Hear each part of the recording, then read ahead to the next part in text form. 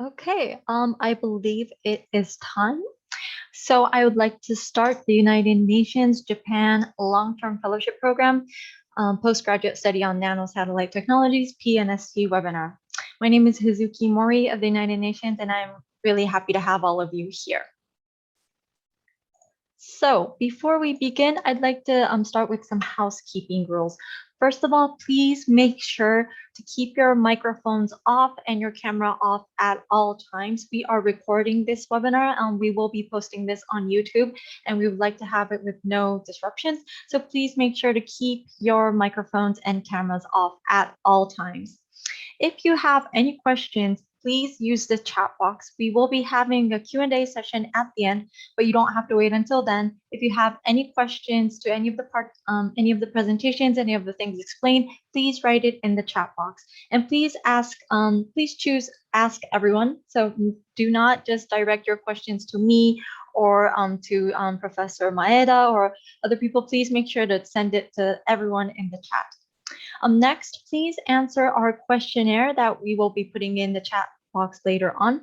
My colleague Wenbin Zhang will be active in the chat. He will be providing you with information, useful links, and also the questionnaire link. So please make sure to answer the questionnaire before you leave. We would really like to hear your feedback. And last but not least, if you are on social media, please use the hashtag access to space for all and PNST to help us promote this webinar and the program itself. We are active on Twitter, Facebook, Instagram, and LinkedIn at UNOOSA. So today's agenda looks like this. I will begin with the introduction to the Access to Space for All initiative and PNST. After that, I will give the floor to my colleague, Professor George Maeda, to explain about Kyutech, the PNST program, and the Space Engineering International course. After that, I will be opening the floor to the current and past fellows. We have 5 speakers today, 4 current students and 1 alumni. And at the end, as I explained earlier, we will have a Q&A. So any questions, please make sure to put them in before the Q&A. Of course, you can put it in during the Q&A, but don't wait until then. Send us the questions. So I'd like to talk about the Access to Space for All initiative because PNST is actually part of this initiative now. So UNOOSA has been providing theoretical knowledge through regional centers, fellowships, workshops, and training. But to answer the needs of the actual hands-on practical opportunities, this initiative was organized in 2018. The goal of this initiative is to provide research and orbital opportunities for UN member states to access to space and to ensure that the benefits of space are truly accessible to all. And we do this by providing access to unique ground and space infrastructures that are usually too costly or non-accessible to developing countries, and we do this free of charge. As you can see here, we have a wide range of intergovernmental and industry partners, and partnerships are a distinctive feature of our initiative. Our partners are the ones who provide the access to the state-of-the-art facilities, the infrastructures, and they are the ones that provide support to the development of the technical and scientific capabilities in the different opportunities. This slide shows the core values of the initiative. First of all, through the initiative, we provide opportunities for a path for capacity building to begin small and lead to complex skills in a responsible and sustainable way by, for example, providing structures and guidance to compliance with international guidelines. A second point is by participating in the initiative, the participants will be acquiring cutting-edge skills for jobs and other opportunities. The next point is that through the initiative, we foster international cooperation between the partners from the spacefaring nations and the developing nations that are applying to the opportunities. And last but not least, the initiative has a major social impact to your country, region, and young generations, which boosts the interest in STI, science, technology, and innovation, which leads to more chances of advancement in this area. And of course, it inspires young generations that will be the leaders of the future. These are some examples of the actual social impact that the initiative provides. As you can see, the media will be interested in the activities through the initiative, and some of the PowerPoints that you can see are giving us information that through the initiative, there was more interest and there is investment in new centers or new facilities or new opportunities for the people who participated. All the benefits mentioned in the slides before all link to the 17 Sustainable Development Goals of the 2030 Agenda for Sustainable Development. This agenda has been adopted by all member states, and we'd really like to mention that space is relevant to the SDGs. As an initiative, we foster SDG number 4, quality education, number 8, decent work and economic growth, and number 9, industry, innovation, and infrastructure. The technology and infrastructure that the participating teams achieve, the applications coming from the different projects that they bring in, and the partnerships they build all contribute to the SDGs. This slide shows the link between the projects that the teams bring in and the SDGs. For example, a team that participated in Drop Test, which is an opportunity to conduct microgravity experiments at the Bremen Drop Tower, actually tested Michinol, which is a material used in the medical field for manufacturing heart emulators, which contributes to SDG number 3, good health and well-being. Another example is also from Drop Test, which is that the team was involved in developing a low-cost ventilator for the fight against COVID-19. So this demonstrates that the skills acquired through participating in the initiative has a wide range of valuable applications. Another example is from KiboCube, which is an opportunity to deploy a 1U CubeSat from the International Space Station. Quetzal-1, the first satellite of Guatemala, was used to monitor concentration of harmful bacteria over inland bodies of water, which also contributes to number 6, clean water and sanitation. Another example in the middle is number 5, gender equality. Through KiboCube, there were many workshops and trainings held to promote STEM education, and especially for girls, as you can see there. So this also contributes to another SDG. So the Access to Space for All initiative is work in progress, and we are working to expand our support. We are working to have 3 components that will form the initiative. The first one on top is the hands-on component, which will be explained in the next slide.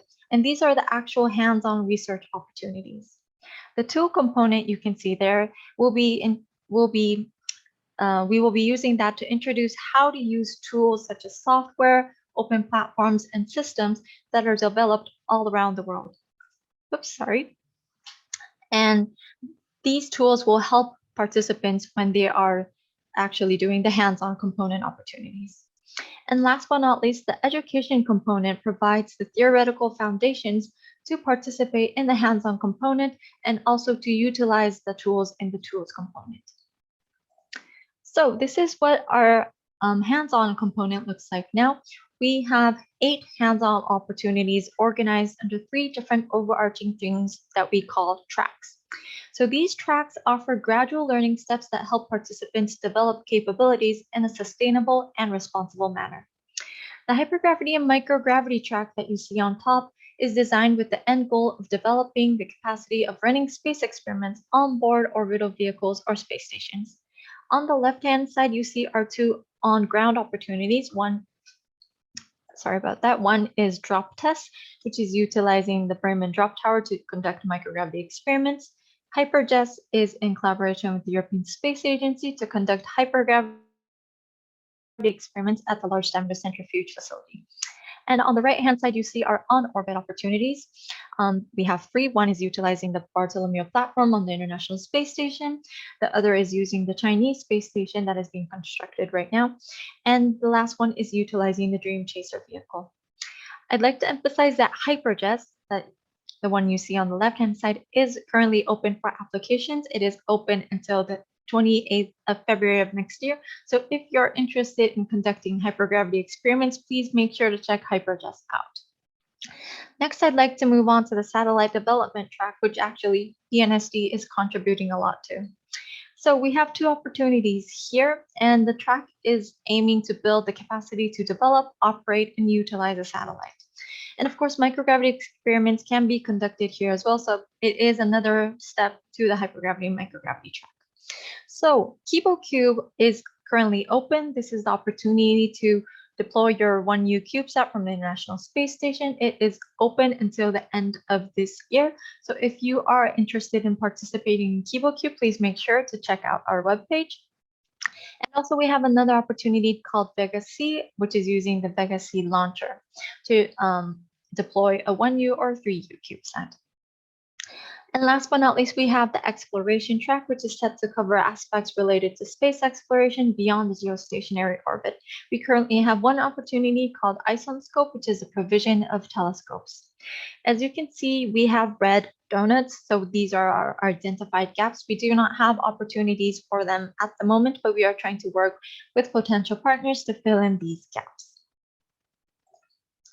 So this is the two components that will be providing support for the applications and actually participating in the hands-on components that I've explained just now. The tool component will create a compilation of open source tools that can be used when taking part in opportunities. As you can see here, we want to provide tools that will be useful for designing, planning, calculating, analyzing, validation, testing, and so on. On the education component, we aim to provide theoretical basis so applicants can fully utilize the hands-on opportunities and the tools in the tool components. So we will be providing information about the webinars, workshops, trainings, MOOCs, teachers' guides, curriculums, and fellowships. The things that are in black are the ones that we already have. The ones in gray are the ones that we will be working on. As you can see here, PNST will be PNST is open. It is a fellowship under the satellite development track. I know all of you are interested in PNST, so I will dive more into that. So what is PNST? PNST stands for the Postgraduate Study on Nano-Satellite Technologies, and it is a program between UNOOSA and the Kyushu Institute of Technology, Kyutech, and it started from 2013. It is for nationals of developing countries or non-spacefaring nations, and this program is supported by the Ministry of Education, Culture, Sports, Science and Technology, MEXT of Japan. It provides opportunities for 3 students in the master's program, which is 2 years of duration, and 3 students in the doctoral program, which is 3 years of duration, to enroll in Kyutech's Space Engineering International course. So why is PNST special? First of all, I'd like to emphasize that it will provide you with the opportunity to study in an international environment at a leading university in the field of small satellites. Hands-on extensive research opportunities in nanosatellite systems will be provided to you during the PNST course, and Kyutech has amazing testing facilities available. In 2018, 2019, 2020, and I guess 2021 as well, Kyutech was reported by Bryce Space and Technology to have had launched the highest number of small satellites among all academic operators, as you can see on the right-hand side there. And second, there is generous support from Japan. The selected candidates will each receive a grant under the MEX scholarship per month for the duration of their fellowship to cover housing, food, local transportation, and other expenses. And also, MEX will be paying for your flight, an economy class air flight to the international airport of your country, and between there and to Narita International Airport, which is near Tokyo, or Fukuoka International Airport. And also the fees for the matriculation, tuition, and entrance examinations will be paid by Kyutech. So as you can see, there is generous financial support from Japan. So where to begin on the application? I'd really like to emphasize that all the documents and information can be found on our website here. I hope the link will be provided in the chat. Honestly, it is relatively clear. Everything is here. The webpage is pretty long. If you open the webpage, there's a triangle, and then when you click on it, more documents will come. But I'd really like to emphasize and ask you to really read all the documents and information on this website. We do get a lot of questions coming in, but we honestly, they're all on the website most of the time. So please make sure to read the whole thing, especially the FAQ and some of the checklist documents are very useful when you have questions. Besides that, we have had interview articles with the current students in the program.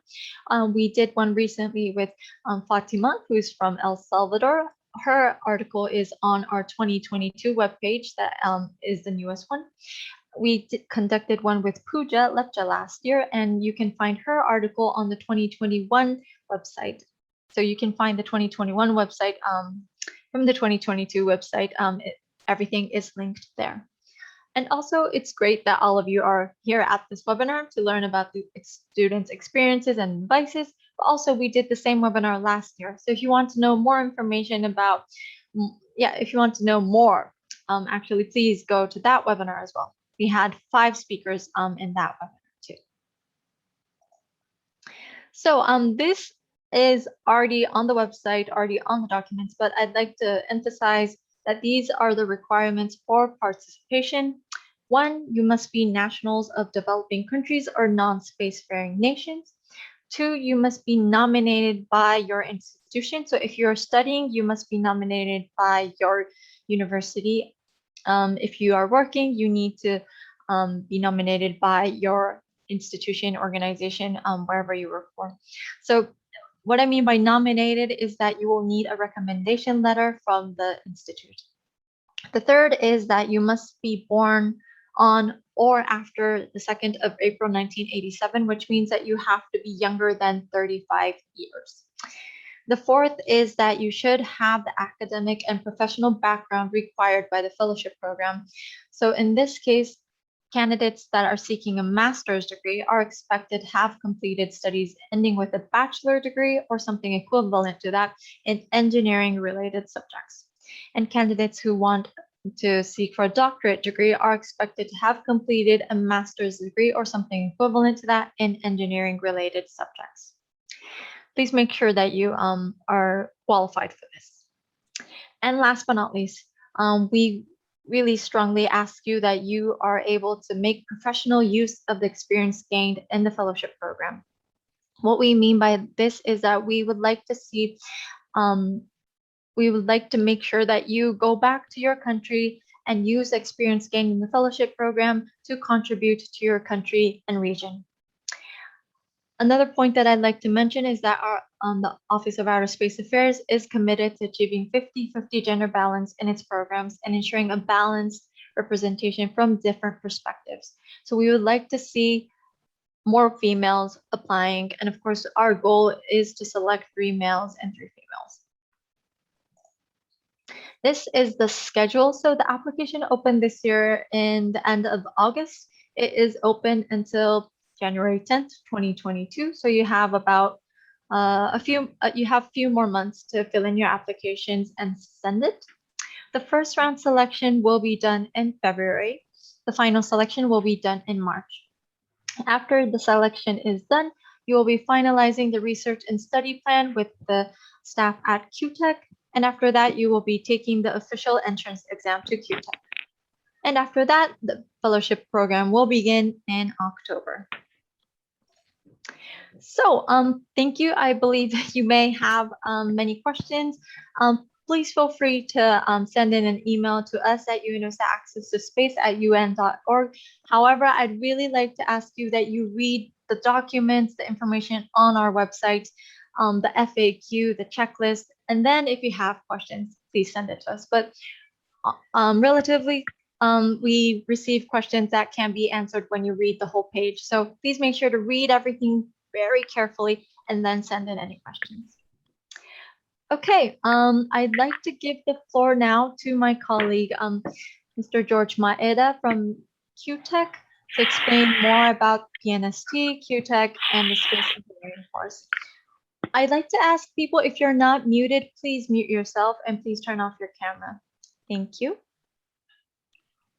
All right, Hazuki, thank you for the introduction. Let me get my slide prepared.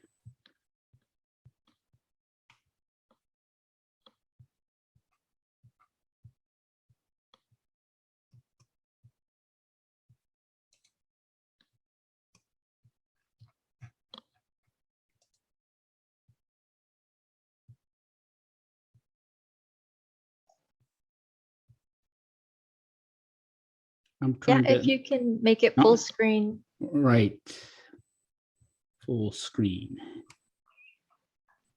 While George is trying to share, if you have any questions, please put it in the chat. We had a lot of questions coming in later on in the webinar this morning, but we do have time restrictions and we might not be able to answer all of them. So if you have any questions, please make sure to send them in the chat. Okay, I see that it's on full screen, so I'll give the floor back to George.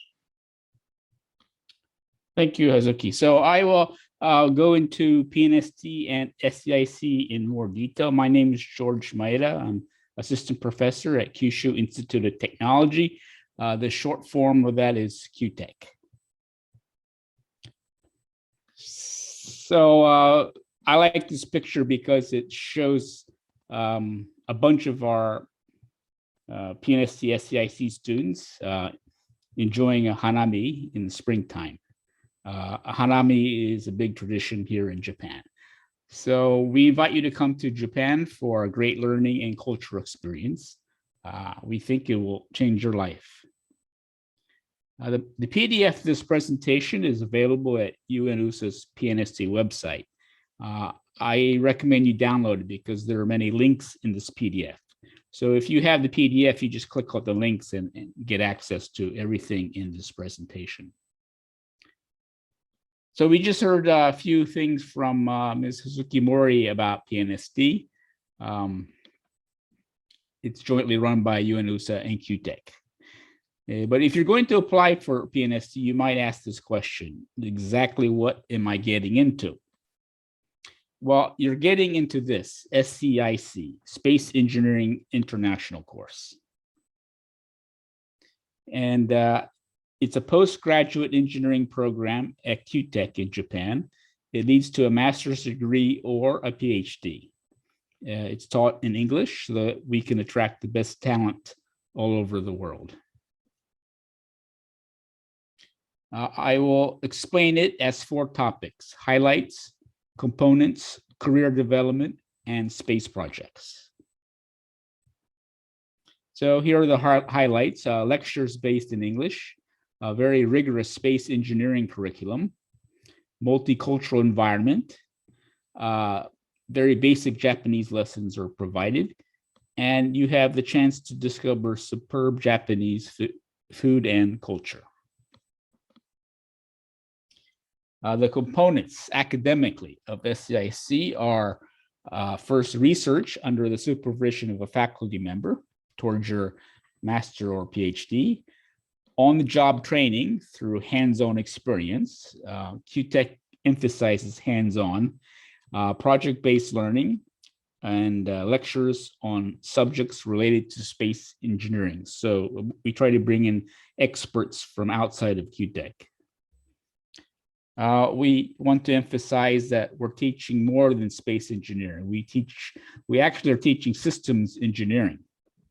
And the things you see in this slide are all systems. So you'll be able to find a wide variety of work in industrial sectors, not just in space. Career development opportunities. So as this slide shows, we bring in experts from outside of Kyutech.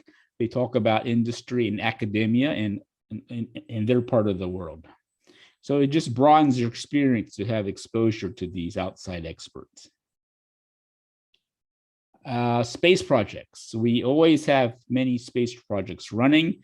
You have a chance to get involved and to do a hands-on experience. These are the satellites we have launched so far, starting with Horyu 2 in 2012. More recently, we've launched this year in March, 3 satellites of Birds 4. So maybe this list doesn't have much impact to you, but the net result is we have launched more small satellites than any university in the world. And this is pronounced by Bryce Space and Technology, a trade journal in the United States. As you can see, we're at the far left, Kyushu Institute of Technology in number 1.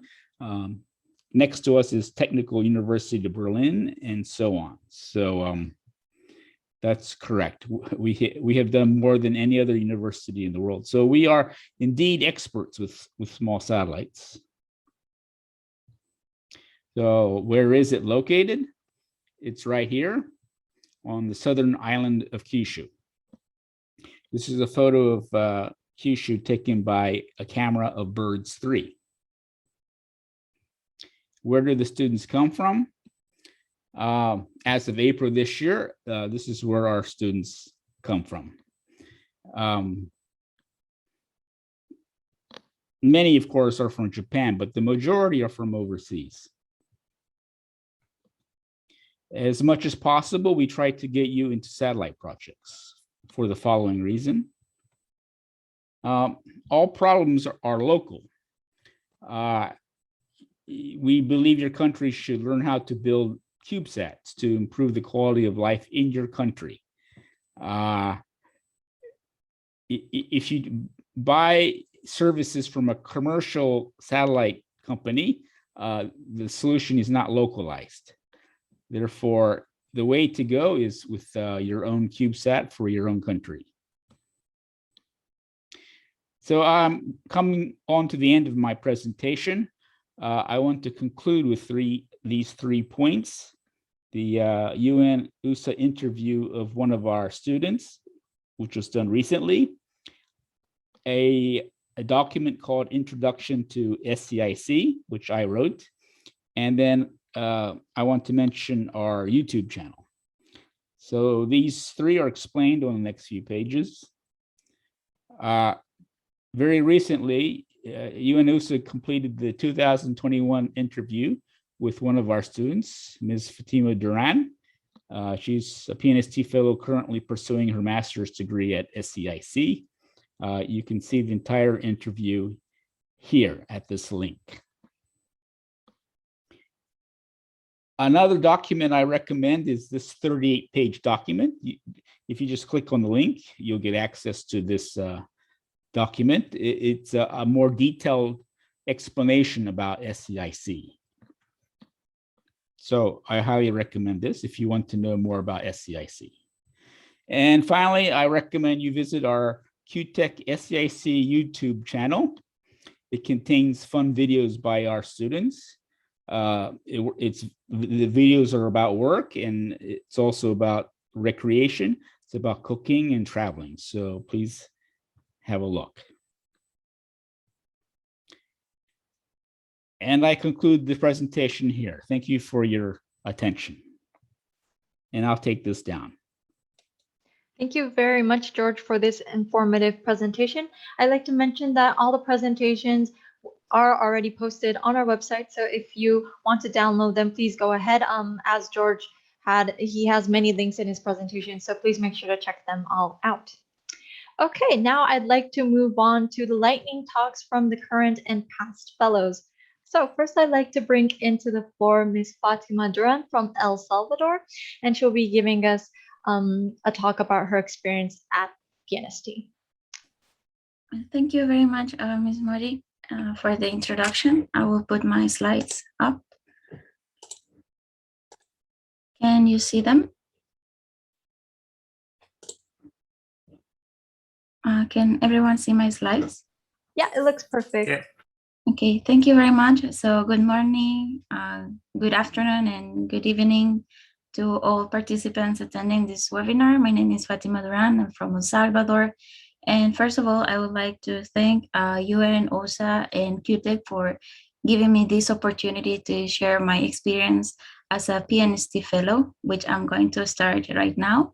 So I'm going to be explaining you about unlocking opportunities from El Salvador to space. These are some of the contents that I will be sharing with you today. So let's start about, and I will introduce about my country, El Salvador.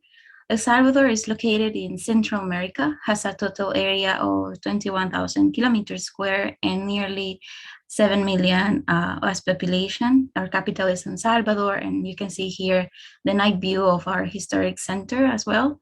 El Salvador has many beautiful landscape and natural resources, as you can see here, from volcanoes to lakes and so on.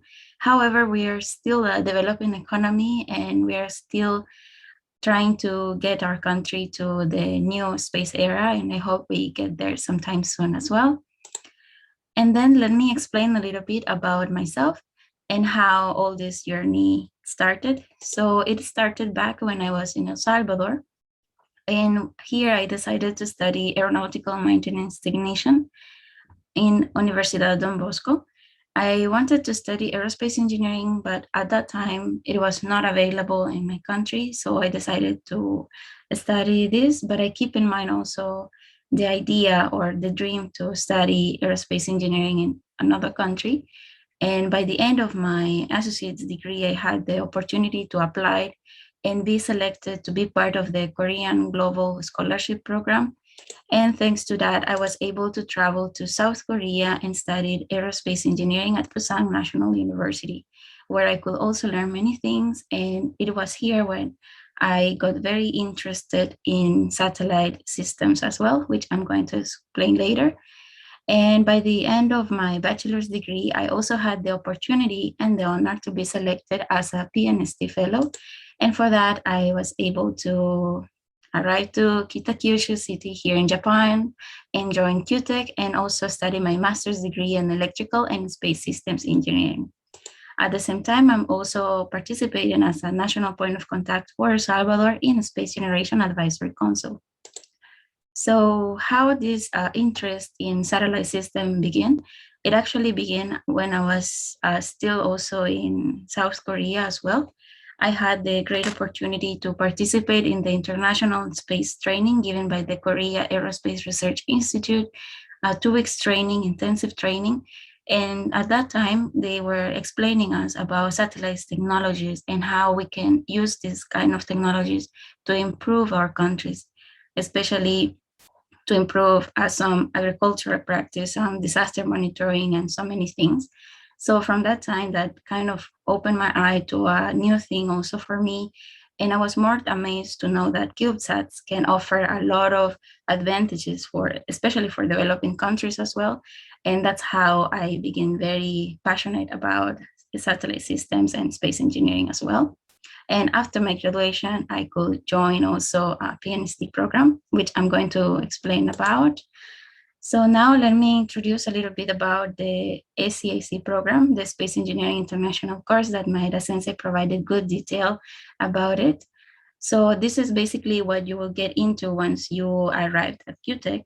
And the curriculum of the Space Engineering International course is very challenging and also demanding, but you get to learn many things related to satellite systems and also space environment, such as space dynamics, space systems engineering, satellite engineering, space environmental science, and space environment testing. And therefore, you will also learn about the satellite subsystems, but you will also learn about the space environment and how that affects your satellite while it's in orbit. And also you get to understand what kind of tests you have to do on the ground to simulate this space environment as well. And another very good feature of Kyutech is the hands-on experience, because once you are here, you are able to join satellite projects that are taking place in Kyutech. And by that, you also learn more experience about different topics, such as project management, because you learn how to design, for example, from the mission of the satellite until the very end of the process, from the launch and operation. Also, we learned about PCB designing and also programming skills. We also learned to do some testing and also to do some ground operations as well. And this is some of the facilities that are available to us here at Kyutech. We have some testing facilities where we can do some vibration testing, some thermal vacuum testing, and so more. We also have a ground station and ground station antennas that allowed us to do the tracking and set uplink commands and downlink the data from our satellites. And also, as it has been mentioned before, Kyutech is the #1 leading university for CubeSats development, and also Kyutech has enabled many developing countries to build, launch, and also operate the first satellite as well. So basically, this is what you're going to see here at Kyutech as well. And you might wonder, how is the impact that COVID-19 has brought to studying Kyutech? And let me tell you something, the activities at Kyutech did not stop. Everything switched to online, basically, from not only from our lectures, but also many other activities that previously were taking place offline, such as research seminars, research meetings with your advisors, other book seminars, project meetings, and so many other activities as well. So this actually did not stop me from learning. I learned a lot from my lectures. I learned a lot also for SEIC guest speakers as well, which happens almost like every week. Every week there is a professional in the space field or in the academia as well that comes and shares with us, all students, their experience about what they're doing and about many different topics as well. And this is more or less how it looked studying during COVID-19 times. And as well here at Kyutech, you also get to do a lot of networking and learn about many different space activities, such as, for example, UNICEF Global and so on. And then my current activities here at Kyutech, well, I did not mention, but also I had to, due to COVID-19, I arrived late.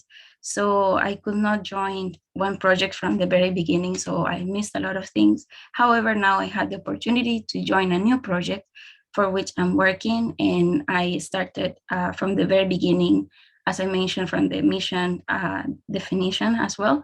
And now we are moving on to the PDI, the preliminary design review as well. And for that, we are working with some IoT technologies as well, not only for the project, but also for my research. So what we are doing is we're trying to use LoRa, which stands for long range modulation. That is a technique that is currently used for doing some ground activities such as smart monitoring and many other things. But now we are trying to improve that into satellite communication. So we will send some sensor data from ground to our satellite as well. And another characteristic of studying here at Kyutech is that you have a lot of support, not only from your professors and staff, but also from senior students. They're available to you and they give you very good guidance about either your project. You can ask them questions also about some stuff that you might not know or that you have some doubts also, and they can share with you their experience, which is a very good thing also to have. And as I mentioned before, here you learn from everything. Maybe you don't have to know everything before coming to Kyutech. You also will learn in the process here and will develop so much skills as well. And finally, also life in Japan is very amazing. Japan is a beautiful country with a lot of beautiful landscapes and activities to do. However, due to COVID-19, traveling around is a little bit complicated these days, but I hope once the situation gets better, I can go around more. However, we are still doing some biking trips around the city, so also to be safe due to COVID, and you can still see very nice views and have some relaxing time with other fellow students, friends, etc. And another important point here at Kyutech is that there are female students as well that are doing their best in their master's course and their PhD course, and you can learn a lot from them, and they are supporting you also as well. And more than that, they're also very close friends. So they're one of many things that you can learn here as well at Kyutech. So it's not only the academic part, but you also develop many other professional and personal skills. And that is what I had prepared for today. Thank you very much. Thank you very much, Fatima, for this really informative presentation. As Fatima said, we have 3 female students here today.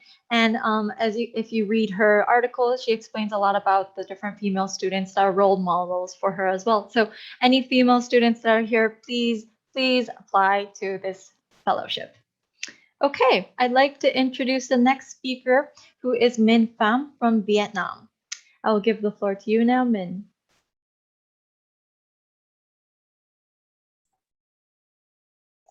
So can you see my slide for today? Yeah, it looks perfect. Okay. Thank you very much for your introduction. So My name is Minh Pham. So I like to be here to share my experience during the time when I applied for the PNST scholarship. So first of all, I would like to introduce my country to honor the audience here. So I'm from Vietnam. So as you can see, the S shape of my country showing from the ISS International Space Station. So my country is located in the Southeast Asia. So my country is a developing country. So we joined the space community in 2011, the first satellite development project. And because our country is have the S shape with a very long coastal line, so almost of the mission until now is focused on monitoring the ocean. So I'd like to have this brief introduction about myself. So my name is Pham Minh. So my academic journey starts in 2008. When I start my bachelor degree in electrical and electronic engineering in Hoda University of Science and Technology, is the located in the capital of Vietnam. And in 2015, I joined a master course in Japan in system engineering graduate school for system design and management, Keio University. And I just applied to the PhD course in Kyutech in last year, 2020. I have some experience in satellite development domain since 2014 as a software and system engineer in Vietnam National Space Center. In the past, is the Vietnam National Satellite Center, but it changed a little bit up to now. So first, I would like to talk about how do I know about Kyutech. So since 2015, when I were in my master course, I joined the Micro Dragon project. So this is the project collaboration between 5 universities in Japan. Is Hokkaido University, Tohoku University, University of Tokyo, Kyushu Institute of Technology, and my old school Keio University. So when I were in Keio, I in charge of develop the burst control system for the satellite. Some highlight information related to the Micro Dragon project is this is a 60 kilogram satellite. The shape is a 60 centimeter cubes. And the main mission is to monitor the ocean color to assess the water qualities and locate living resources. This satellite will launch in Japan in 2019 and in the sun synchronous orbit. And when I were developing the satellite, I just spent 2 months in Kyutech for the satellite testing campaign. So here I'm so surprised with the facility in Kyutech. They have a really good facility for testing, especially in the thermal vacuum tests. So they have the biggest chamber in Japan, as I know, as a university size. And also they have some vibration and shock test. This is 2 very important tests for the satellite. In besides the very good quality machine, they have very big clean boot where the satellite can be integrated and do some functional tests.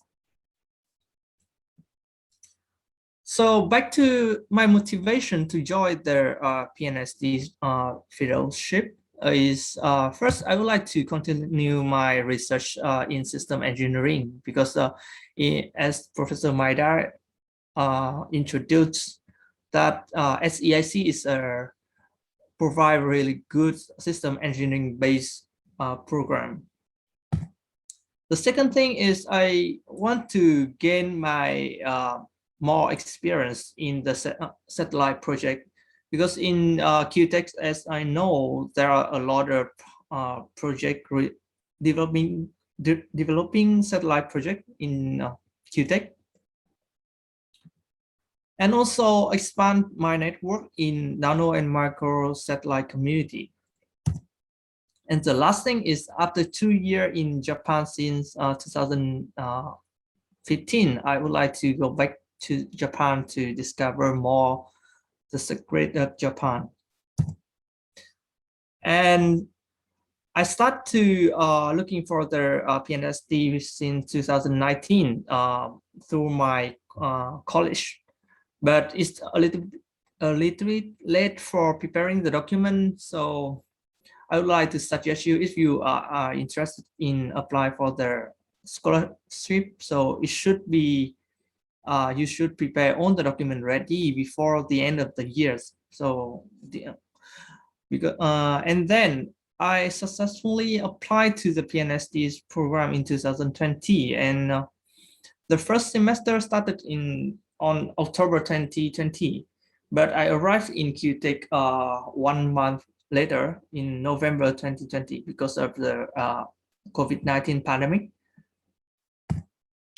So when you after 1 year in SEIC course, so I joined several courses from the very hierarchy course, like the space system engineering, so and some kind of introduction to satellite engineering, to the very detailed design like embedded system design and power system design. Besides the traditional class,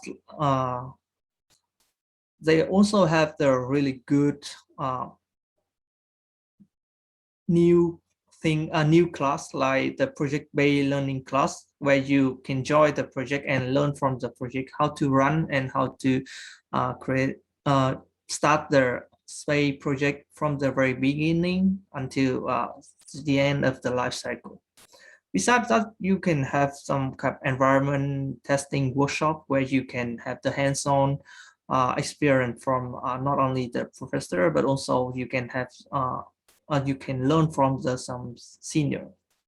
Besides that, I joined some language class. So if you are good at Japanese, so it's quite good for you.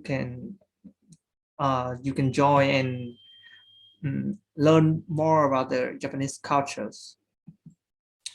And my feeling after 1 year is, so Kyutech provide us the very diverse environment for studying and working. So you can learn about how to do the work group correctly and how to learn from other cultures.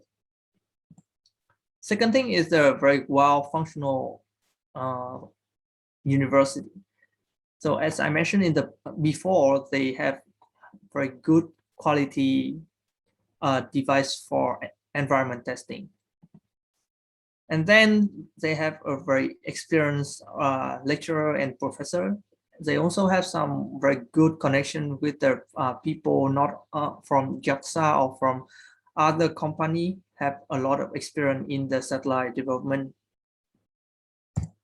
And then the lifestyle in Japan or in Kyutech is quite very peaceful, not so fast compared to other cities like Osaka or Tokyo. And there, and in Tobata campus, we have some sport club, so you can join some sport activity after the class. So the pictures show the badminton club in Tobata campus. We also enjoy some kind of bowling game with friends very close to the campus. And the last but not least is, if you are interested in hiking, so Japan have a lot of very nice and beautiful mountains. So Sakura is one of them, very close to Kyutech. So when you join the PNST scholarship, so one of the condition is they expect you guys to go back to your country and then develop or improve the space industry in your country. So this is the plan for space development in my country. So we start from 2011 and we launched, until now we launched 3 satellites. Pico Dragon, 1 U CubeSat, Micro Dragon is 60 kilogram CubeSat, and the next one is the Nano Dragon, will be launched next month in Japan. And we have the very big project in to develop the 500 kilogram satellite, is Lotus SAS-2. So this one will be launched in 2025. So I hope after I finish my PhD in Kyutech, I could come back to my country to join the Dragon Burst standard project, where we can design and manufacture the 50 kilogram satellite in Vietnam to have the society like in the agricultural field or in the sea monitoring field. So yeah, so that is on my presentation today. Thank you very much for your attention. So yeah. Thank you very much, Minh, for this really interesting presentation. It's really great to see that you have a very clear vision of your future. And I really wish you luck with the rest of your studies and that you're really able to contribute to the space development in Vietnam. So thank you so much. Next, I'd like to invite Dulani Chamika from Sri Lanka. Dulani, you have the floor. Thank you, Ms. Mori. I will share my screen now. While Dulani is sharing, thank you so much for the questions. It's really a great opportunity that we have the actual students here. If you have any questions or any advice you'd like to hear from the students, this is your chance. So please send in the questions. Okay, Dulani, you have the floor. Thank you for having me today. I'm Dulani Chamika. I'm from Sri Lanka. Currently, I'm a PhD student in Kyutech. So this is where my country is located. It's located in the Indian Ocean, and this is how my country looks like. It's a small island located in Indian Ocean. This is my country flag, and my country is normally famous for tea, which is normally known as Ceylon tea. And also in my country, we have beautiful beaches and then beautiful waterfalls and also many mountains. Let me introduce myself. I was born in Sri Lanka, and then for my bachelor's degree, I moved to Thailand. And then in 2017, I came to Japan after receiving PNST to do master's. And currently, I'm doing my PhD in Kyutech.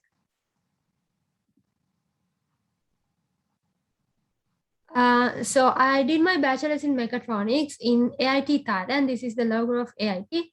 And after receiving PNST, I started doing space engineering, and I received my master's in 2017. Before getting PNST, this is what I was doing. I did internship in National Science and Technology Development Agency in Thailand, and then after graduating from AIT, I worked as a research assistant in mechatronics lab in AIT Thailand, and then I went back to Sri Lanka. I worked in an industrial automation company, and then I started to work as a research engineer. Then I will share my experience after receiving PNST.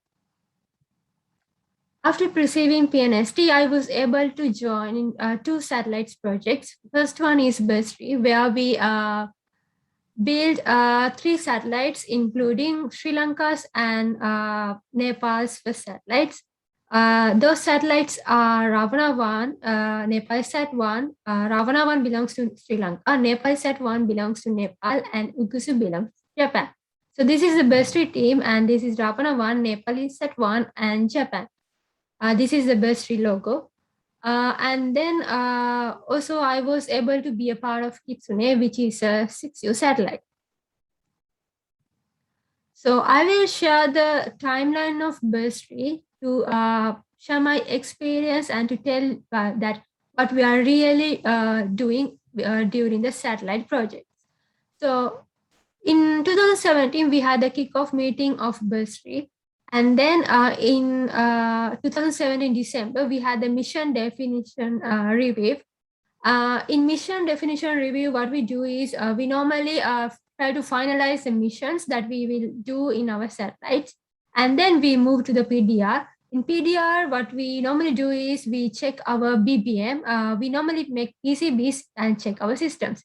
And after successfully completing PDR, we move to the CDR. CDR means the critical design review.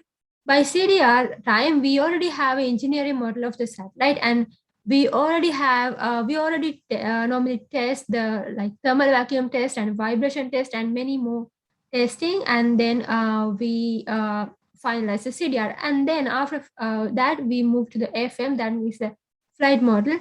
So as you can see, these are the flight models of the bursary, Ravana-1, Nepal-Sat-1, and the UNOOSA. So during the flight model time, you get to assemble your own satellite. And again, we do the vibration test, thermal vacuum test, long duration test, long range test, and many more testing for the flight models. So our delivery was in 2019, February 18 to JAXA, and then the launch was in April 18, 2019. And our satellites were deployed to the orbit from ISS in 2019, June 17. So currently we are operating our satellites from the Kyutech ground station. So I'm very excited to show you these pictures because I was a part of Sri Lanka's first satellite, Ravana-1, after coming to Kyutech, and then we were able to take pictures of Sri Lanka from Sri Lanka's first satellite. This is one of the pictures of Sri Lanka that we were able to take by Ravana-1, and also the second picture shows the box trade between Sri Lanka and India. So these are the hands-on experience that you'll be able to do in Kyutech. So the first one shows a thermal vacuum test. This picture is taken during the bursary satellite project. Thermal vacuum test is where you normally check whether your satellite can survive in hot and cold environment.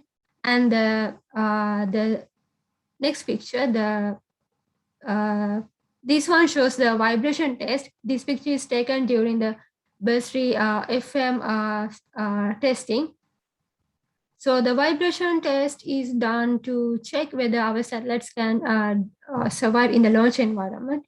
And then my research area is about attitude determination and control systems. So this is one of the facilities we have in Kyutech for the ADCS testing. This is called air bearing table, and this is a square chamber. So there are many test facilities in Kyutech, and this picture is taken when we were doing ground station operation for bursary satellite. This is the ground station in Kyutech. This is a picture of me and my colleague operating bursary satellite. And also in Kyutech, we have clean rooms. So this picture is taken when I was working in the clean room during the bursary satellite. So you get a chance to work in via work and get the experience working in the clean room. So I will talk about the other opportunities that we normally get from Kyutech. Before COVID-19, we had guest lectures, and the lecturers used to come to Kyutech and speak. And still, we have guest lectures through Zoom. So this is one of the guest lectures before the pandemic. So Dr. Doi, a Japanese astronaut, gave a very good lecture in Kyutech. And then I was able to go to ISE 2019. And then this is a picture of last night at ISE, which is organized by Kyutech. And then here, the important thing is you get to meet a lot of experts, and then you get a chance to do networking. So Also, let me show you some good places to visit around Kyutech. So this is the first picture is Wisteria Tunnel in it's close to Kyutech actually. In the spring, it's a very nice place to visit. And then during the spring, in the sakura season, we normally do hanami. So this is a picture of hanami. And then if you are interested in hiking, there are many places to do hiking in Kyushu and also in Kyushu. And there are many nice places to do bicycle rides in the evening. And also this Mojiko is a very nice place to visit in the evening, even in the daytime. This is my last slide, and this is a picture taken by Basri satellite. And this is the Kyushu Island, and this is where Kyutech is located. So if you receive PNST, this is where you will be coming. Thank you very much for listening. Thank you very much, Dulani, for this really inspirational presentation. If you have any questions to the speakers here, please make sure to send them in. As you can see, they have various backgrounds and they have been working on many different projects, and I think that could help you for your applications. So if you want advice for them, please make sure to write it in the chat. Okay, I'd like to move on to our next speaker, who is Eyoas Ergetu from Ethiopia.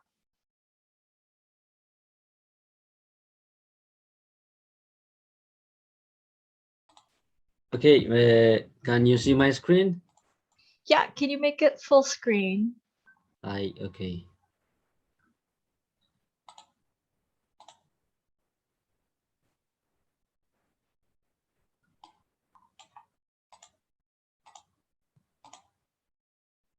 Yeah, looks perfect. Okay, thank you very much. My name is Eyoas Ergetu Areta. So PNST is a way to realize your dream. So I will explain what I mean in the next slide. So this is my outline of my presentation. So I will talk about myself, a little bit of myself background, and also PNST program, and also some of the coursework that interesting courseworks that we take under this PNST program. Also satellite projects that students participate, networking opportunities, and life in Kyushu. So to say a little bit of about myself, I'm originally from Ethiopia. Probably you have heard that this Ethiopia in the marathon field, and also coffee is famous from Ethiopia. Probably Ethiopia is the origin of coffee. So I am originally from Ethiopia. So when I was in Ethiopia, I studied mechanical engineering and graduated from Addis Ababa University in 2013. So after graduation, I joined the National Space Agency. Its name is Ethiopian Space Science and Technology Institute, located in the capital city, Addis Ababa. So while I was working at the SSTI, I was associate researcher. Before I was assistant researcher, and before coming to Kyutech, I was associate researcher. So while I was working there, I was coordinating the instrumentation unit, which was actually under the astronomy and astrophysics department. So in this department, we have two 1 meter diameter optical telescopes, heavy robotic telescopes.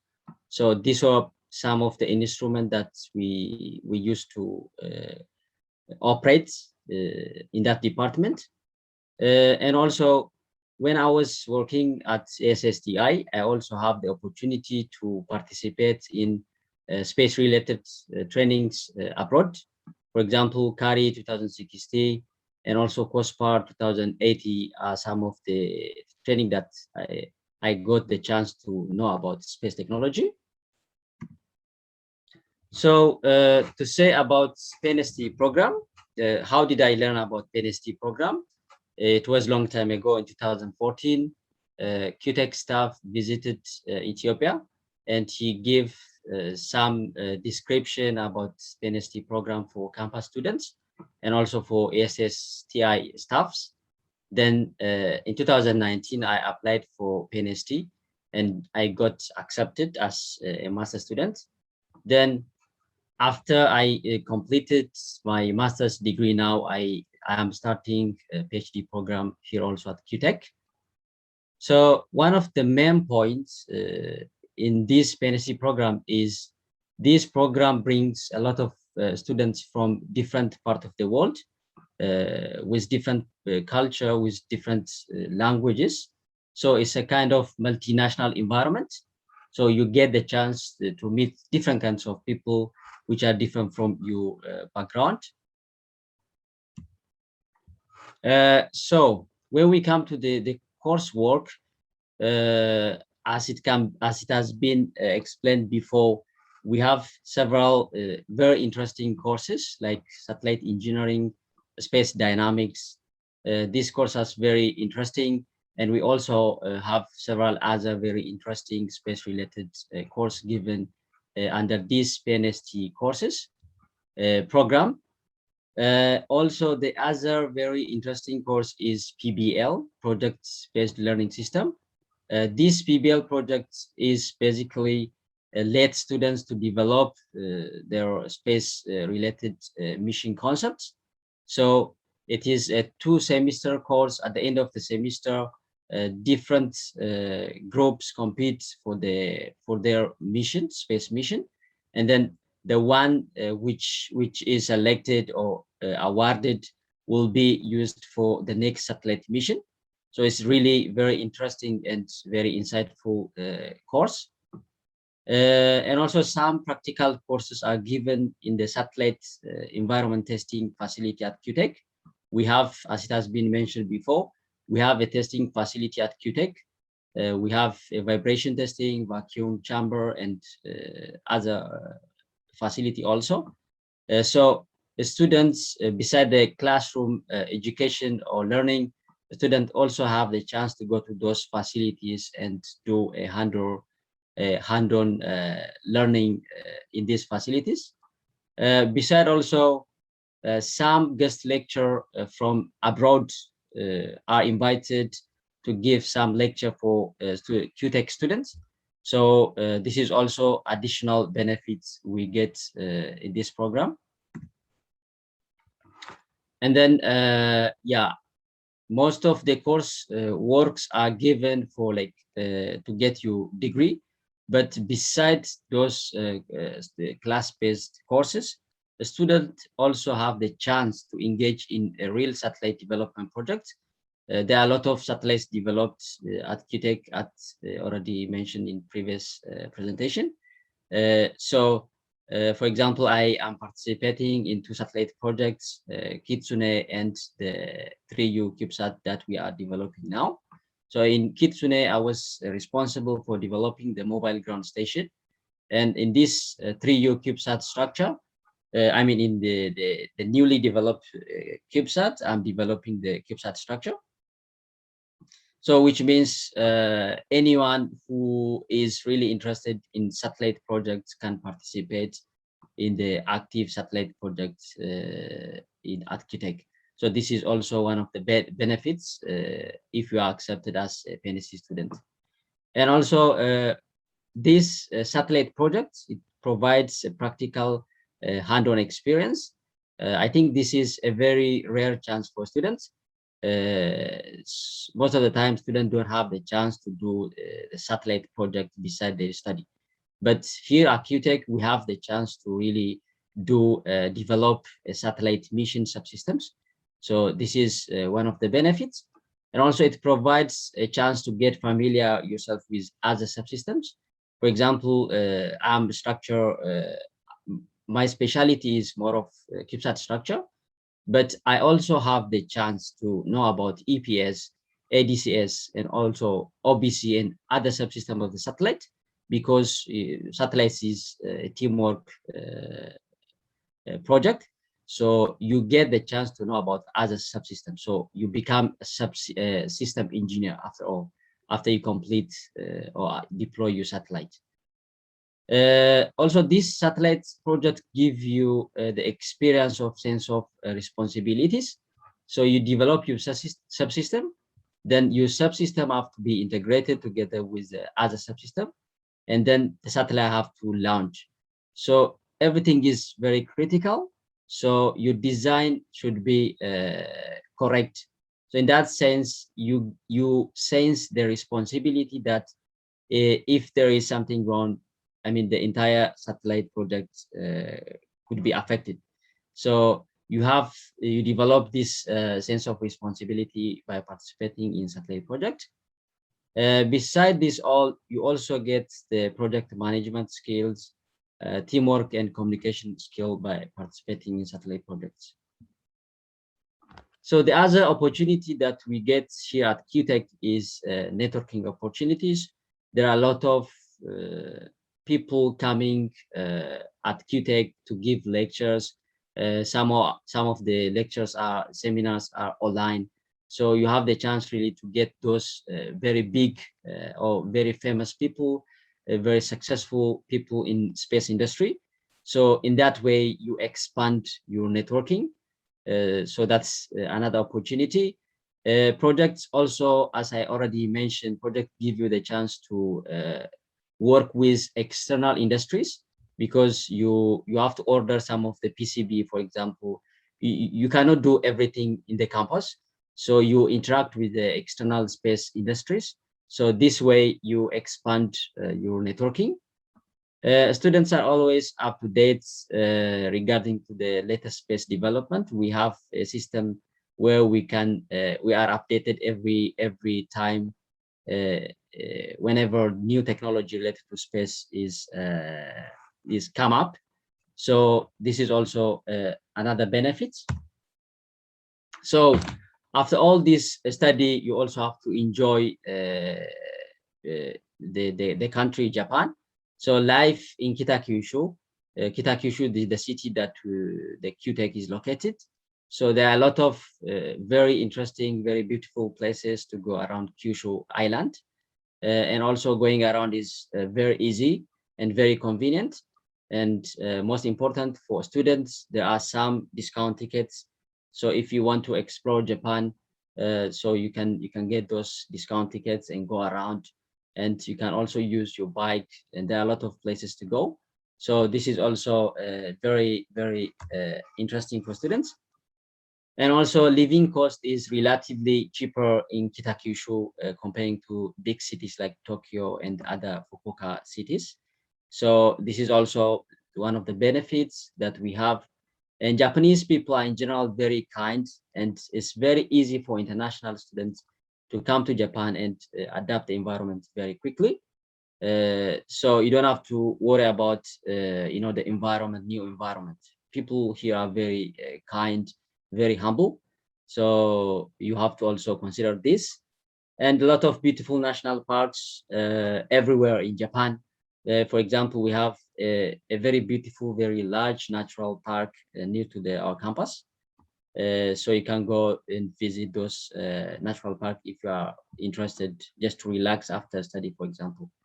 And also we have a football association where a lot of international students, Japanese students, come up together and play football and do extracurricular activities. So yeah, these things are very interesting beside your study. So considering this, I would say it's a really great opportunity to study PNST at Kyutech. So hopefully I will see you here in the future. Thank you very much. Thank you, Eyoas, for this overview of the studies, but also the fun parts about Japan.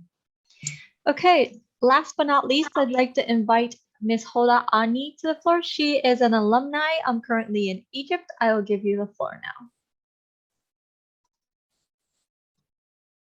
Okay, thank you all for your presentation. Thank you, Ms. Mari, for the introduction. Good afternoon from Egypt. Hello, everyone everywhere in the world.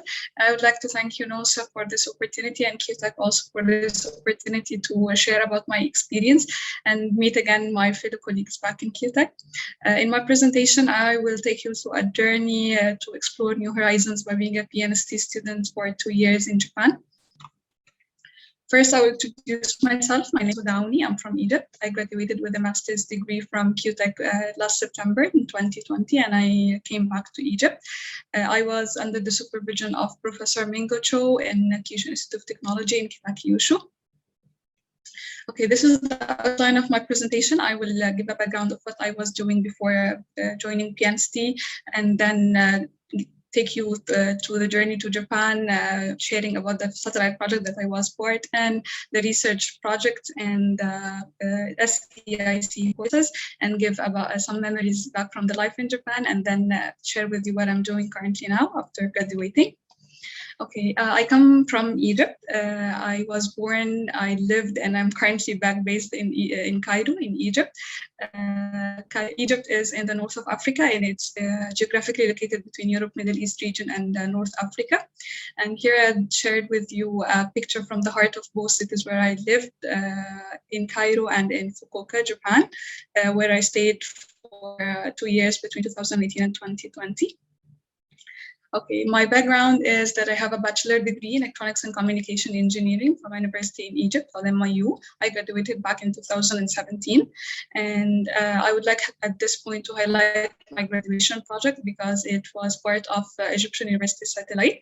And it was an initiative by the National Authority for Remote Sensing and Space Sciences here in Egypt for university students to get some hands-on experience in a satellite project. And where I met my supervisor during the graduation project, and he was also a former PNST student. You can watch his presentation last year on UNOOSA's webinars. And after graduating, I got an opportunity to work as a teaching assistant in my university, same department, for 1 year before getting accepted to the fellowship program and traveling to Japan in 2018. Okay, while being in Japan, I had a chance to work in 3 different satellite projects. After arriving there shortly, I had a chance to work in the in-orbit operations of Fatima 1. It was recently launched at that time in October 2018. I learned a lot about the satellite from the ground model and also participated in the live operations till the last days in Japan. Also, through the project-based learning that my fellow colleagues speak about, I had a chance to be part of BIRDS 4 from the PDR, preliminary design review stage till the delivery of the satellite to JAXA. And also being part of Kitsune from the very early stages of the project till the critical design review that was just before leaving Japan. So collectively, I can say that I have been through different stages of satellite development in 3 different projects. Okay, here I am sharing some memories from the BIRDS 4 project. I had the chance to work with 13 talented engineers from different backgrounds in different countries.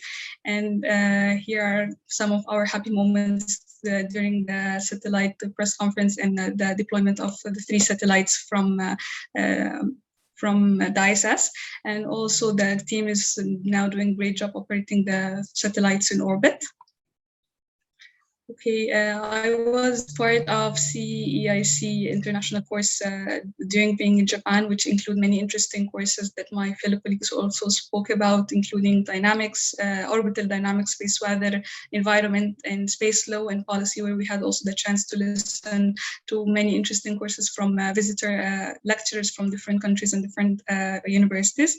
And this is my master thesis topic. It was on the UHF segment analysis for ionosphere total electric content estimation, and I worked under the supervision of Professor Minh for the 2 years. Okay, here I'm sharing with you some memories back from the life in Kyutech, starting from the orientation day till the graduation ceremony. And I was really happy when I was going back through my photo gallery to capture this, to get these images and share it with you. And I was happy to see again my fellow colleagues back there. And I'm just want to say that I miss them all. and I miss being in Japan actually. Okay, also I had the chance to explore a little bit of the Japanese culture during the time I was in Japan and eat some delicious Japanese food, just such as the Japanese udon, sushi, sashimi, and much more. Also, I had a chance here to participate in a barbecue party and traditionally prepare the Japanese rice cake, mochi, and wear the Japanese costume yukata. On the right bottom photo, and also Wisteria Park is one of must-visit places in spring while being in Kyushu.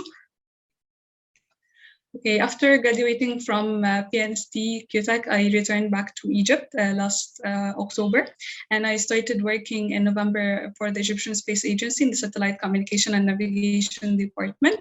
And also I'm trying to participate in many capacity building activities, starting from being the national point of contact for Space Generation Advisory Council, which I started when I was back there in Japan. And also now I'm the national coordinator for the Moon Village Association in Egypt, North Africa, and we participated in the BESC project last year as well, besides being a research advisor in one of the research organizations for space applications. I would like to share here some of the lessons learned throughout the journey in Japan as a PNST student. While being in Kyutech, you will have a lot of opportunities to learn, to engage, and to network with many experts in the field.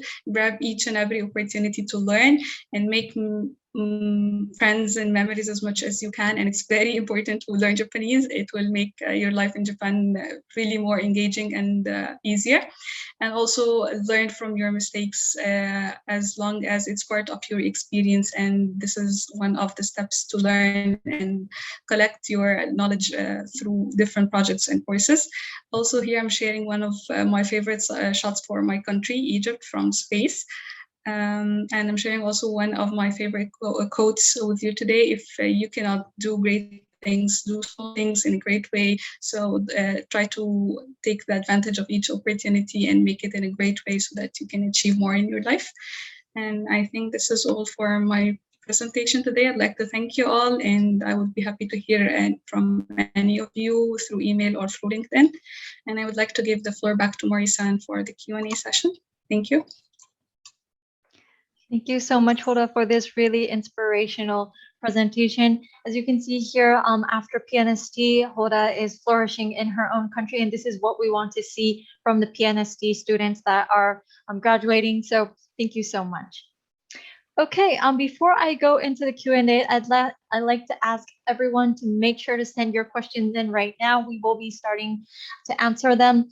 Of course, we will be happy to answer any of your administrative questions, but we have the students here. If you want advice for them, or if you have questions about life in Japan or anything else, please use this opportunity to ask them. Maybe all the students can explain to us briefly what they're specifically doing in Kyutech. I know some of you explained what you're doing, but maybe shortly you can give us some information about what you're conducting, and maybe it can help the people that are going to apply in the future. So maybe I can begin with Minh, because the question was to Minh.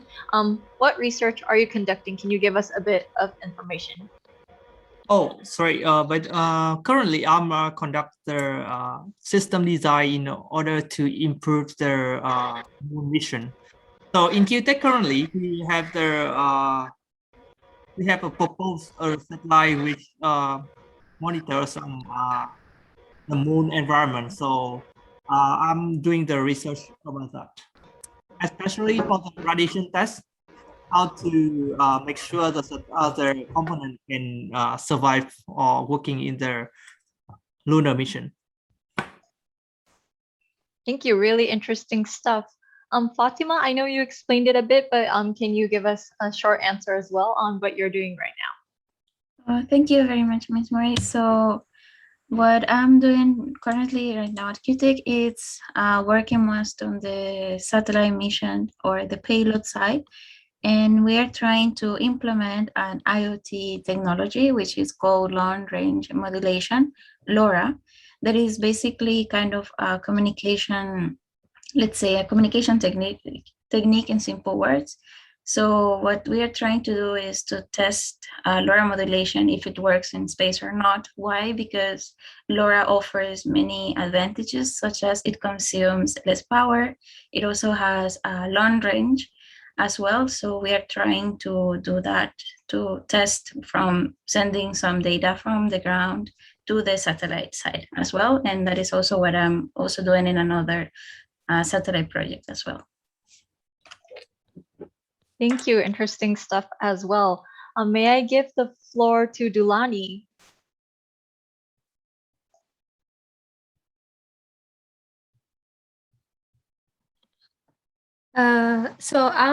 Thank you. I'm currently working on in ADCS, that means attitude determination and control systems. Basically in CubeSats, it's very challenging to do. It's quite challenging to do active controls as we have limited space, mass, and power in CubeSats. So I'm working on magnetic talkers, low power magnetic talkers for 1U CubeSats. Fantastic. Thank you. May I give the floor to Eyoas? What are you doing right now? Right now, I'm starting my PhD. But when I was a master student, I developed a very modular CubeSat structure, a 3U CubeSat structure, to solve some of the issue related to the conventional type CubeSat structure. So I developed a 3U modular type structure that is being used in the current satellite project. So for my PhD, my research focus is also related to the structure, but using a new kinds of material for the structure. Good stuff. Thank you. Yes, you design structures for satellites, right? Yes, Sensei. That's a very important, big task for any project. Good job. Great. And lastly, Hoda, if you can give us a brief introduction of what you were doing. Okay, back in Kyutech, my master thesis was part of a mission that it would be implemented in Kitsune satellite project. We were doing ionosphere studies using nano-satellites by sending basically signals between the ground station and the satellite and calculating the effects of the ionosphere on these signals. So this is what my research was about, and now I'm working in the space agency, also in the communication department, on navigation systems and IoT projects deployed on satellites. Thank you so much. Before we go into the administrative questions, maybe I can ask all of you again, if there's one advice that you would give to the people that are going to apply, what would that be? So it could be any advice, but if there's just one advice that you would like to give them, what would it be? So maybe I can start the other way around. So maybe I can start with Hoda. One advice to future applicants. Okay, I would encourage everyone who has the potential to apply for the scholarship to go forward and do the best on their applications. It will truly change your life, how much you're gonna learn, how much you're gonna experience working in a different cultural situation, and in an area where a lot of people come from different countries and different backgrounds is a very special opportunity. Grab it and learn from it and enjoy being in Japan as well. Thank you. Thank you so much. Maybe I can ask Eyoas the same question. Any advice, any specific advice about the application or anything in life? Yeah, I think my advice would be, I think students most of the time, we need to have a patience. So once students start application, they have to go all the way to the final submission. So sometimes the student give up at some point and then move on to another one. So I think I would suggest all students to start the application and finish all the way to the final day. So that they can increase their chance of acceptance for the program. Thank you, Eyoas. I agree. There are actually a lot of forms that you need to prepare for the PNST. It is also because this fellowship is supported by the ministry. So there are many criteria, there are many documents that you would need to submit. So as he said, take all the time you need to work on it. You still have a few months. Of course, you need to submit within the deadline. So make sure that you do that. But really take your time and don't give up. I know there's a lot of information, but definitely try your best for that. Okay, may I ask the same question to Dulani? Any advice that you may have? As an advice, I would like to say encourage everyone to apply for PNST, because PNST is actually giving us a very great opportunity to especially to participate in satellite project and to get hands-on experience. So my advice is for everyone is to try applying to PNST and come to Kyutech. Thank you very much, Dulani. Okay, I'd like to give the floor to Minh. Any advice that you'd like to give? Okay, so I think I would like to say that first, I think all the people should ask themselves about what they really need or they really want to do currently, because if they are just their bachelor students, so some people are don't really know what they really want to do. So one suggestion could be, if they really don't know what they want to do, so maybe try to join some program and then clarify what they really want. So that's all. Fantastic advice. I think that's really connecting to the application form, because we will be asking what you want to do in PNST, but of course the future plans as well. So make sure that you have a clear vision of what you want to do at Kyutech and what you have to offer to Kyutech as well. And this is actually stealing advice from Fatima's interview. So maybe Fatima, you wanted to say the same thing, but I'll give you the floor now for your advice. Thank you very much. And I think all my classmates already gave very good advice. So just to add on that also is be careful also with your application, with your deadlines and everything that you have to prepare in advice. And also I think one of the most important things is don't be afraid to learn something new. I think here at Kyutech you will be always able to learn something new. Like every day there's something new to do, something new to test, something new to be, and sometimes you might not be ready for it and might feel like it's not what you knew before, but at the end all the experience, all the knowledge adds a lot to your curriculum, to your professional skills and technical skills. So you also have to have an open-minded to learn from many things and also learn and take advice from many people. I think it's very important as well. Thank you, Fatima. Very motivational advice there. Okay, I'd like to get back into the Q&A from the chat. I know there's a lot of administrative questions, so I'd like to ask George to help me. The first question is from Muwada. from Uganda, East Africa. I completed my bachelor's degree in physics and mathematics, and where I was introduced to space science. My degree was 3 years. Am I still eligible for the program?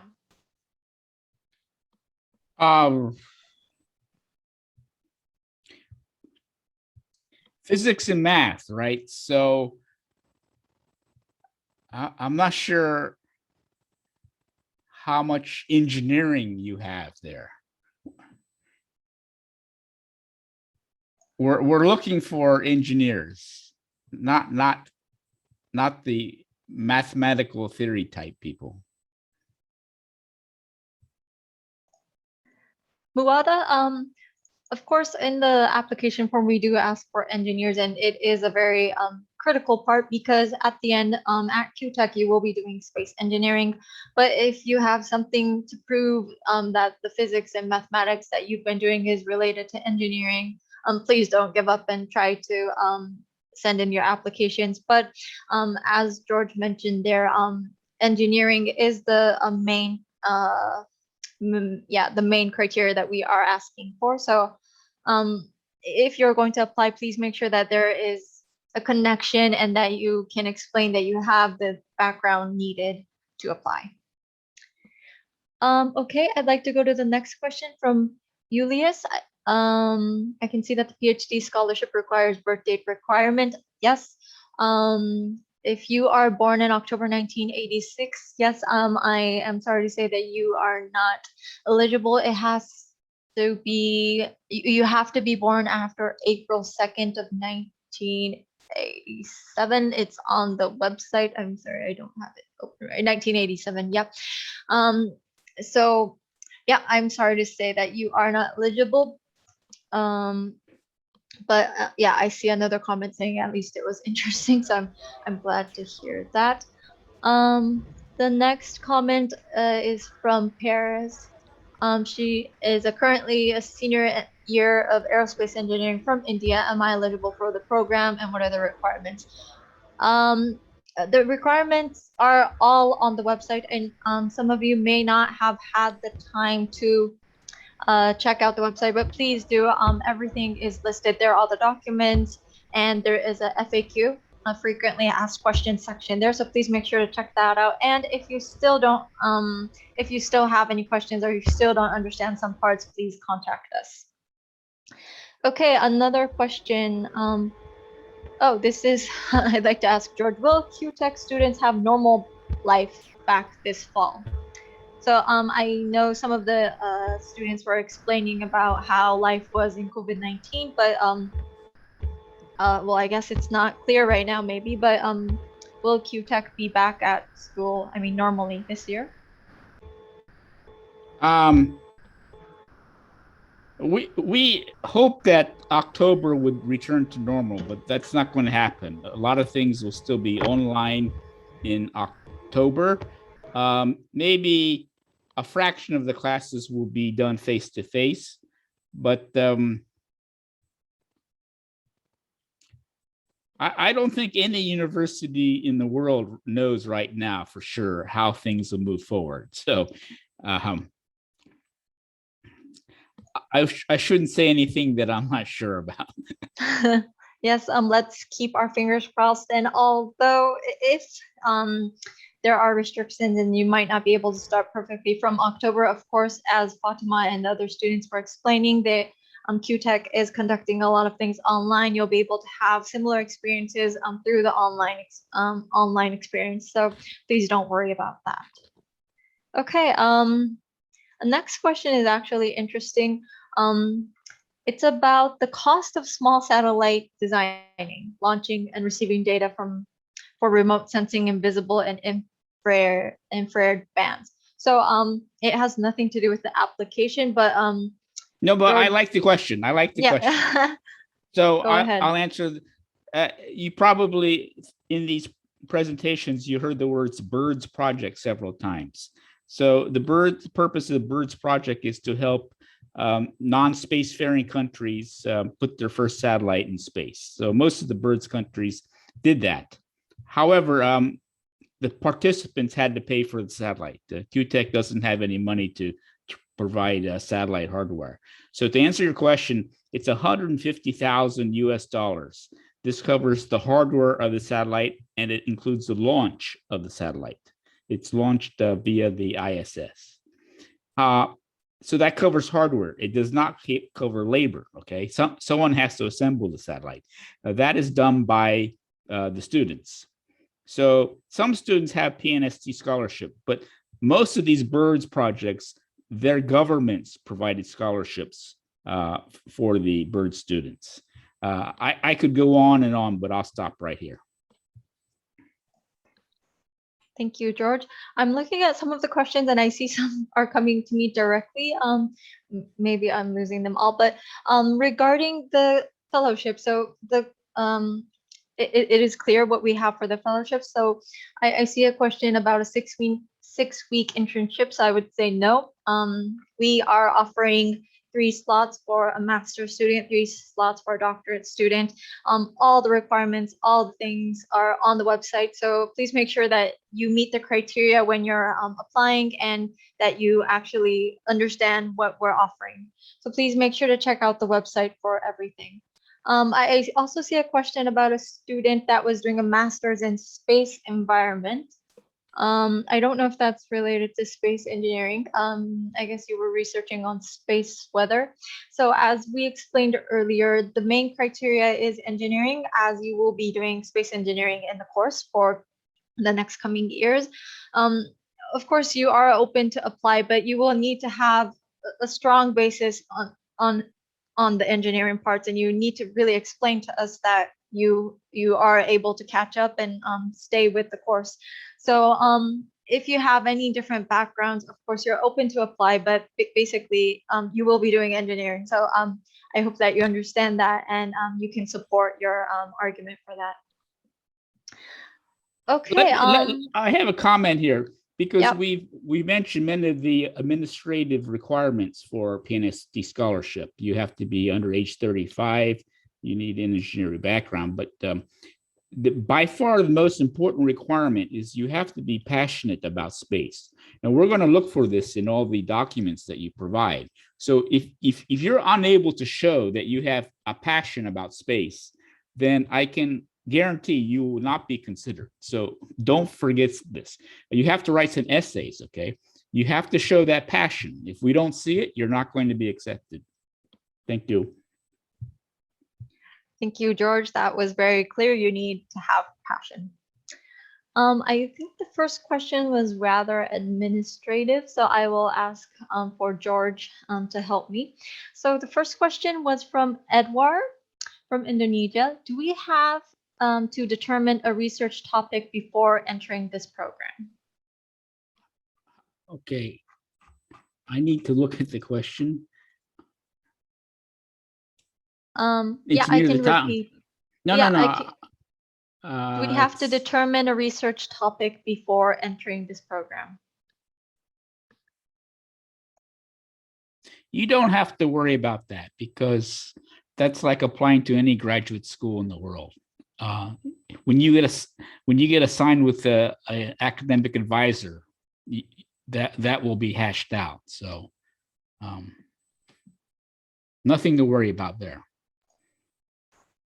Thank you. And to all the fellows that presented, if you have any advice or any comments, please feel free to jump in on this as well.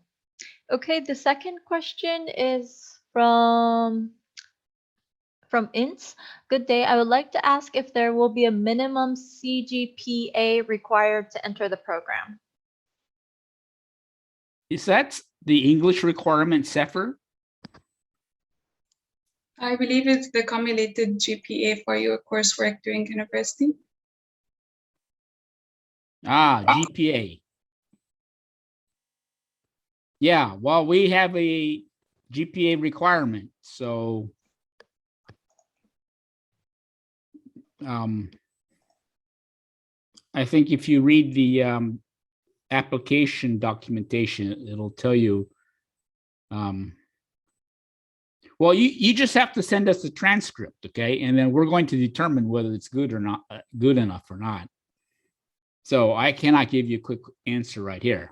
We screen all the applications and figure out the GPA for each one. If I may add, so when you go to our website, under information, note, and application documents, you have to click it and then it opens up. And then there's application documents, and you can see there the information note, terms of participation, nomination form, all the documents. So please make sure to check all of these documents out. It's relatively clear what we need, the criteria from you. So please make sure to check it out. And as for GPA, I understand that sometimes it is different between countries and university systems on how it's scored. So after you have submitted the score to Kyutech, they will be screening your results. So it's very hard to say that you need to clear a specific number, I would say, because it's different in each country, region, and university system. But of course, the higher the better. But please send in the documents and then we will see. One more comment is, if you know you're a very strong candidate, you should apply. But if you also know that you're a very weak candidate, then you probably won't survive the GPA test. And I think you could sort of figure that out on your own. That's all. Thank you. The next question is from Charles. Charles from Nambia. I would like to know if a bachelor tech degree or an equivalent study would qualify me for PNST, a bachelor tech in mechanical engineering. If you have a 4-year degree in mechanical engineering and it's a bachelor's degree from a reputable university, then that will be adequate. Yes. Okay, I think that was a clear answer. The next question is Lynn from Vietnam. I've known that the official English certification for this course is CEFR of B2 and above, which is equivalent to TOEIC listening and reading score of 785 or more. However, is the TOEIC score of more than 750 still acceptable? So this is also written in the application documents. If you can check the document which is last called checklist, I think that had information about the English scores as well. Under 08 Certificate of English Language Competence. Is there anything to add from the Kyutech side? Well, I didn't catch the question. This person has already exceeded 780 on TOEFL. Is that what? Yeah, I believe so. Sorry, I was scrolling through everything, so I lost the question a bit. Regarding the English part, please check this checklist final document, which is under our application documents. And if you have more questions regarding that, please send it to us. This is what I recommend. SEFR now is very, very famous. Okay, so if you don't know it, you need to know it. Go to the Wikipedia, look up SEFR, SEFR. It's become very standardized and global all over the world. And if you read the Wikipedia explanation, you understand what it means by you need level B2 or higher. That's what I recommend. Okay. The next one is from Jorge from Mexico. Can you choose specialization inside the SEIC course? Yeah, if we offer it. We don't offer everything. Right now, we don't have a professor specializing in rocket propulsion. So within our specialty fields, yes, you can select something that's suitable for yourself. Okay, thank you. Next is Ella from the Philippines. Do we have to be practicing engineering as a profession for us to be admitted to this program? I'm currently working as a meteorologist in our state weather agency, but I am a graduate of bachelor's electronics engineering. I think you can apply because you have a bachelor's degree in electronics. My concern is your age. You have to be under age 35. Thank you. The next question is Hadil from Sudan. I want to know what kinds of courses we need to be familiar with for satellites as general. Okay, I will answer that. So we don't expect you to know anything about space. We expect you to have a solid engineering background. So that means a bachelor's degree in some field of engineering, civil, chemical, mechanical, electrical, any field of engineering is good. We don't expect you to have a space background. You will learn the space background when you come here. Thank you. Okay, another question is from Jorge. Is it possible to work while studying in some company in Japan? If you achieve a PNST scholarship, which is a mixed scholarship, okay? So you're getting a monthly stipend. It does not allow you to work. You cannot do other things while you're receiving a mixed scholarship. Hazuki, that's generally normal, right, for a mixed scholarship? Yes, I believe it would be very difficult to do that. Of course, there's visa-related issues. When you come in, I think you'll be coming in as a student, so I don't think that's possible. Maybe the administration people at Kyutech could explore that. But however, from what I hear from the students, I think it's a very demanding course, which won't really give you that time for working in Japan, is what I heard from the interviews. But yeah, I honestly think if you're going to come here for PNST, you should be focused on your studies. And this is a good time to emphasize that after PNST, you're expected to return to your country. Some MEC scholars get exemptions and they can stay in Japan and work in industry for, say, 2 or 3 years, but PNST does not allow that. You're really expected to go back to your country right after graduation. This is agreement not only with MECs, but between Kyutech and UNOOSA as well. Yes, I agree. And if we can see that through your application form. So if you don't have a clear view after PNST, that also, I would say, makes your application a bit weaker in the sense that if you don't have a plan afterwards. So regarding the work, I don't think it's allowed through the visa process, but yeah, I also do not recommend it. The next question is from Dr. Joy from Nigeria. Please, I would like to get more information about the postdoc position. More information in the sense of everything is on the website. If there's anything you want more from the things that are already there, please let us know through the website, through our email address. And if there's anything you want to know in specific, like particular, please elaborate your question on the chat. Another question about language from Alemahu, about IELTS.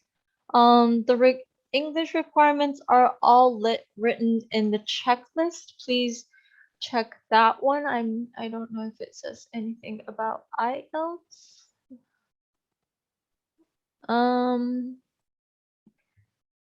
Basically, since this is a MEX meaning the ministry in Japan has a criteria, you will need to meet whatever is set by MEX, which is the documents that we have there. So please make sure that you are complying with the documents here. If not, and you have questions, please send it into the email. We will reply to you separately. But right now, I'm sorry, I don't see anything on IELTS. Was there something? My understanding is all major English tests have a corresponding CEFR level. So you just have to look it up and find out what the equivalent CEFR rating is. You have to have CEFR B2 or higher. If you have that, then you're qualified in terms of English. Thank you. Yeah, I will share a link. I think this explains IELTS and CEFR scale. But please do this research on your own and submit the documents necessary. Okay. The next question is from Yoga from Indonesia. Does TOEFL ITP? So for the language certification, please comply with the documents, the contents of the documents. As George mentioned, there should be links with the CEFR scale. Next question, Villafong from Thailand. What degree will we receive after completing the PNST fellowship program? Is it space engineering or electrical or space system engineering degree or? It's related to SEIC, so space engineering degree. Okay, the last question is about the qualifying test from Charles. Do you mean the one that you will take for the entry to Kyutech? If you can elaborate on that, that would be great. George, do you have any comments on the actual test you'll be taking for the entry exam of Kyutech? Actually, getting PNST is a major hurdle. And anyone who can clear that hurdle is going to clear the Kyutech entrance exam. Okay, thank you very much. Another question, is it important to be working at one of my national institutions to be able to get PNST? No, we don't expect you to be working. We expect you to finish your 4 years of engineering college or master's degree if you intend to go to a PhD. So so to answer the question, no, you don't have to be working at some company.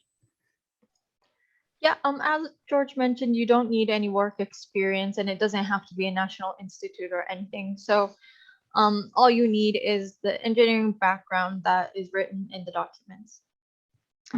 Okay, another question. The qualification required for the postdoc are not specified. Do you have to have an engineering background to be qualified? Any age limit? Well, that's already written on our website. Let me see. It's under application requirements. For the age, that's written under the application requirements. What else about the postdoctorals? Must you have engineering background? Yes, it's mentioned in the webpage that you need an engineering background. And I don't know how to elaborate on that anymore. It has to be a very strong engineering background. Some people have a technology degree, and that's no good because that's not rigorous, okay? A technology degree. You have to have a real solid engineering background.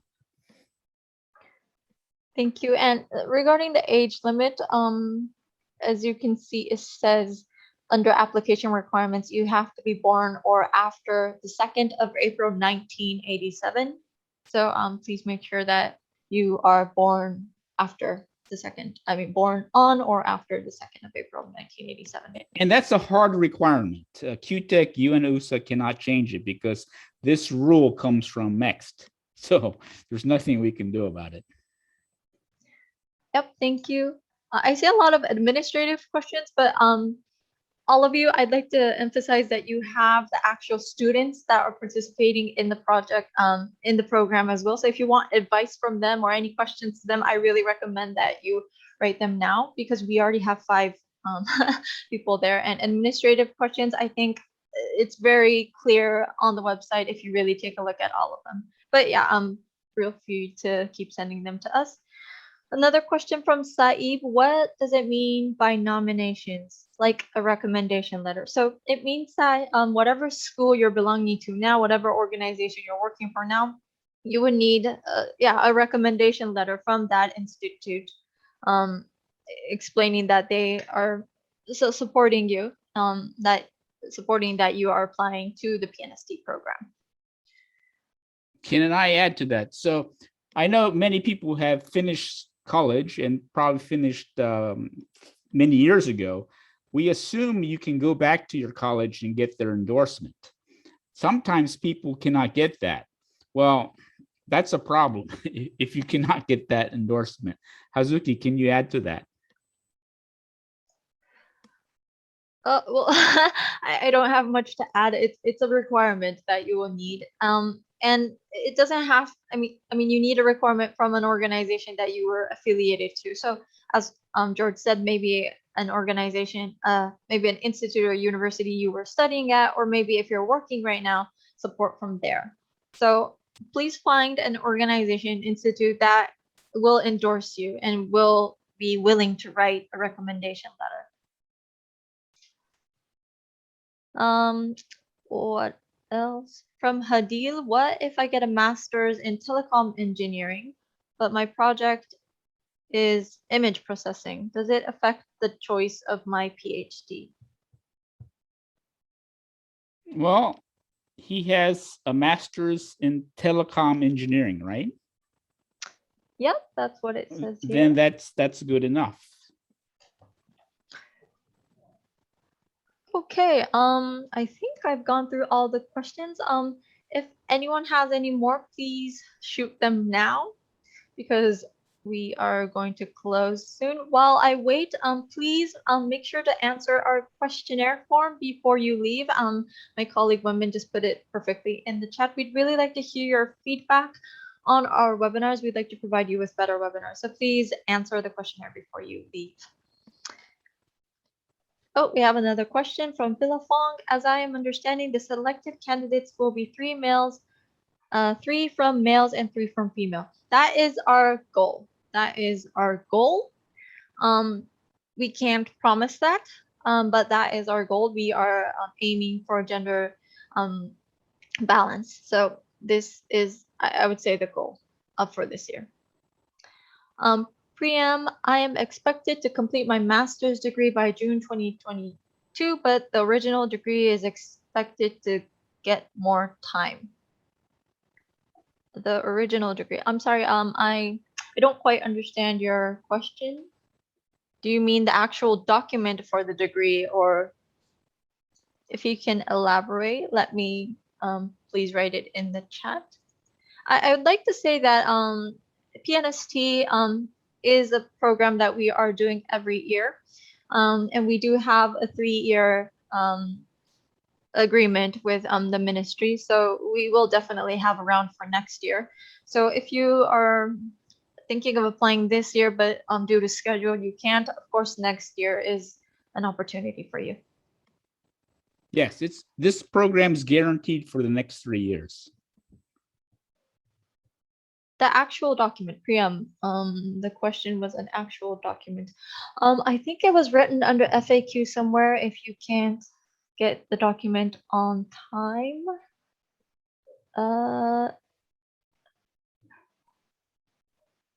hold on, let me see. I think there was something on the website about when you're not able to submit the document on time.